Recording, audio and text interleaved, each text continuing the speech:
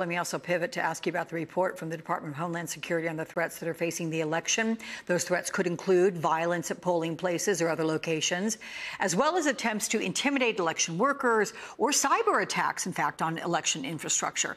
What needs to be done, Denver, before November to make sure that our elections are protected?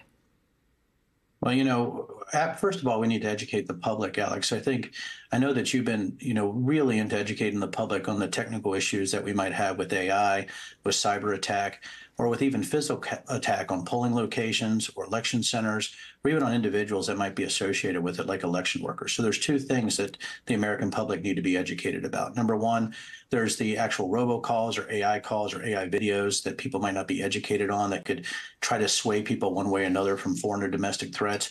But there's also the kinetic threat, which is the physical violence threat. And I believe that that one really does frighten me. I mean, of course, the AI threats, and people talk about AI, but there's a lot of other ways to actually get into networks besides AI. But it's really the physical threats, I think, that might manifest as we get into late spring and summer of 2024, when you see the actual opponents start to coalesce, when you have Biden against Trump.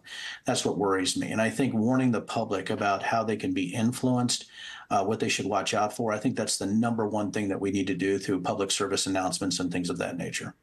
I am so heavy, but I'm going to still launch this question. I want to have you listen to what Anthony Scaramucci told me yesterday on the broadcast about why he's going to support Joe Biden. Remember, he was in the Trump administration. Take a listen. This is really about a threat to the American democracy. And so you just have to take Trump at his word. He wants to demolish the separation of powers. He said he wants to go after his political adversaries and potentially pull FCC licenses of people on the air that disagree with him. So that's enough for me. It should really be enough for anybody that studies the Constitution and recognizes how valuable that document has been. Is it important for more former Trump loyalists to speak out with their support for Joe Biden?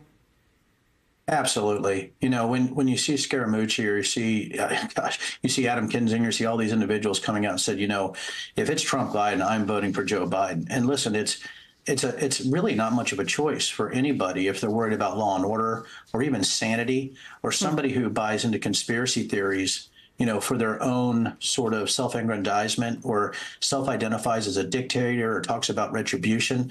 This is a person that you don't want anywhere near, I would say the Oval Office again. You do have a former president that is running who has a lot of support.